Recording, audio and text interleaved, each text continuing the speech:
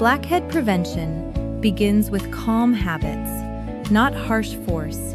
Blackheads form when oil, dead skin cells, and tiny bits of everyday debris packed inside a pore, and the surface of that plug darkens after exposure to air.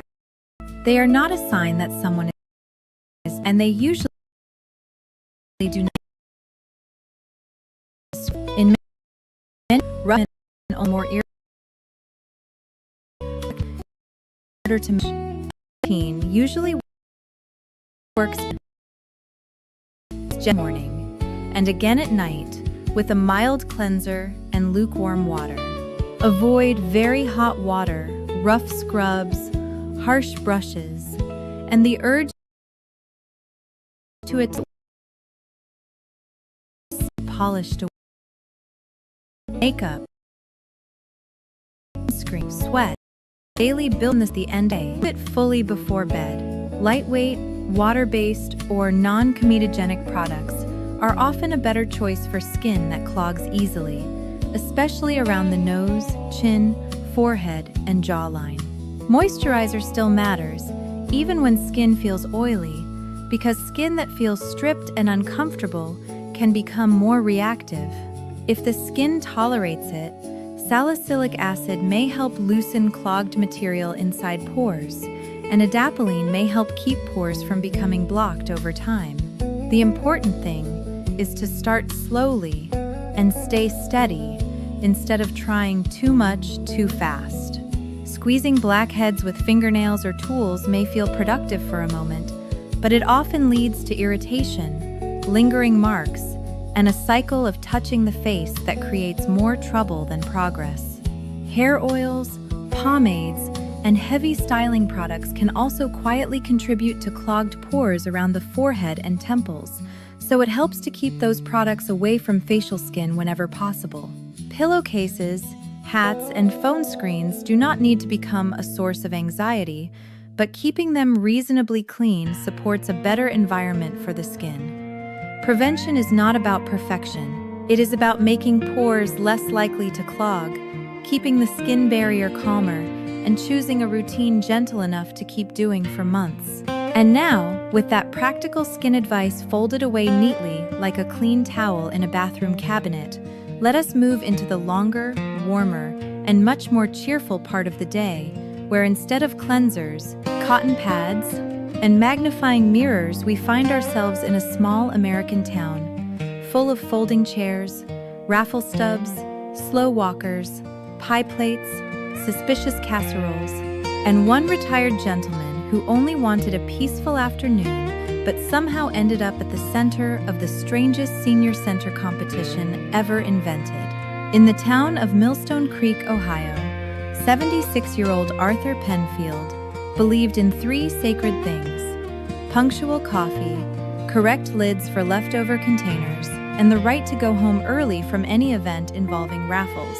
Arthur had retired from the county licensing office after 40 years of forms, stamps, folders, small arguments, and the careful art of saying no in a tone that sounded almost polite. He liked a tidy desk, a sharp pencil, and a porch that remained free from other people's plans. He had once told his daughter that peace was simply a room in which nobody was saying the words, volunteer opportunity. Arthur lived alone in a narrow brick house with green shutters, a side garden, and a detached garage so neatly arranged that local children suspected the tools had assigned seats. His wife, Lorraine, had died 6 years earlier. Since then, he had made routine into something almost architectural.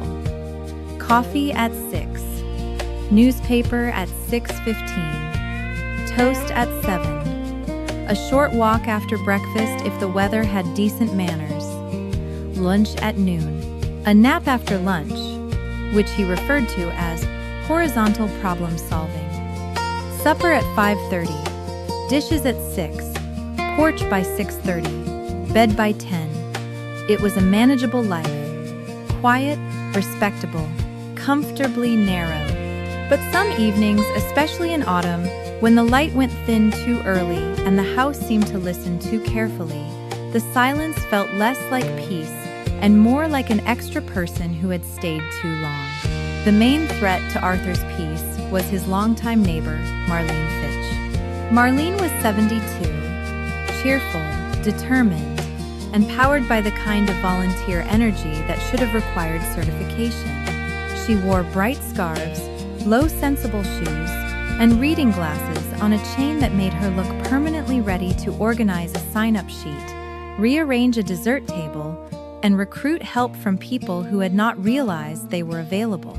She chaired the activities board at the senior center, co-led the church welcome committee, ran the annual mitten drive, and believed every retired person in Millstone Creek had a hidden talent for participation, especially the ones who denied it most passionately.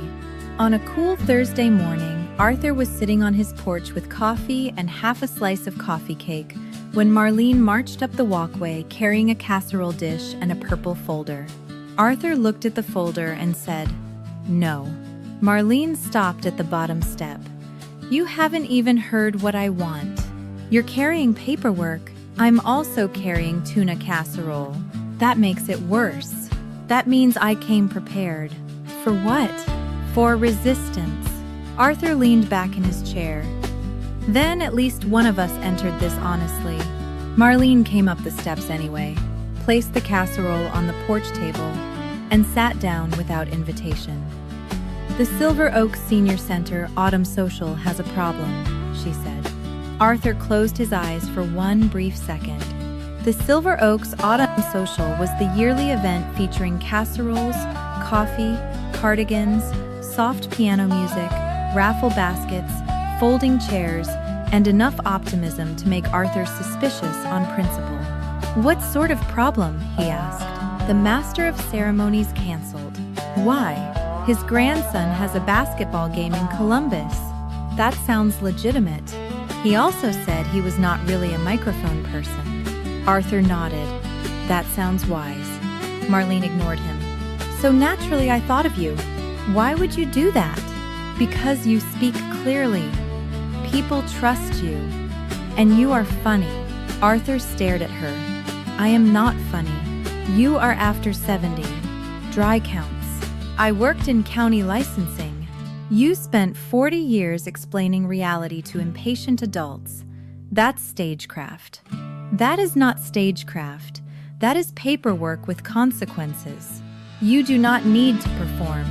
Just welcome people, introduce the events, announce the prizes, and keep the afternoon moving." "That sounds like performance in orthopedic shoes.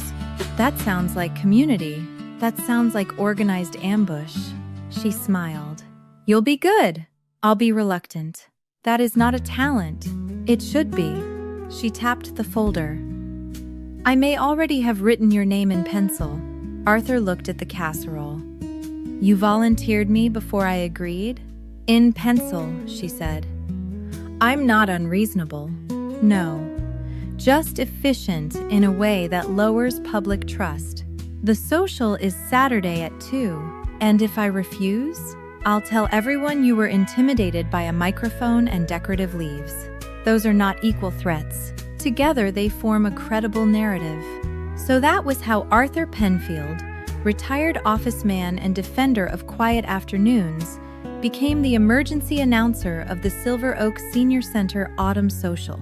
For the next 2 days, he prepared as if he were negotiating peace between hostile pie factions. He found his brown blazer, the one reserved for funerals, anniversary dinners, and restaurants where the napkins arrived folded like ambition. He polished his loafers. He wrote note cards. Then he rewrote them. Then he made backup note cards because the first set looked too optimistic. On Friday morning, his daughter Cynthia called from Indianapolis. "Dad," Marlene told Mrs. Cutter. Mrs. Cutter told Aunt Joan, and Aunt Joan told me you're hosting the Senior Center Social. Marlene should not have access to communication systems, Arthur said. Cynthia laughed. "You'll do great. I have 5 note cards. That means you care. I have backup note cards. That means you're still exactly yourself. I also practiced pronouncing the dulcimer player's name. That means you're prepared." He practiced in the hallway mirror. Good afternoon, everyone, and welcome to the Silver Oaks Autumn Social. Too stiff. Hello, friends. Too sentimental. It's wonderful to see you all. Unverified, and therefore irresponsible. By the fourth attempt, he had thanked the umbrella stand, nodded at the thermostat, and introduced himself twice to the coat rack. At that point, he decided rehearsal had become self-humiliation. Saturday arrived bright and breezy. The senior center hall had been decorated in what Marlene clearly considered festive abundance and what Arthur privately called autumn under committee supervision. Orange tablecloths covered the round tables. Mason jars with battery candles sat beside paper leaves, tiny pumpkins, and bowls of wrapped peppermints.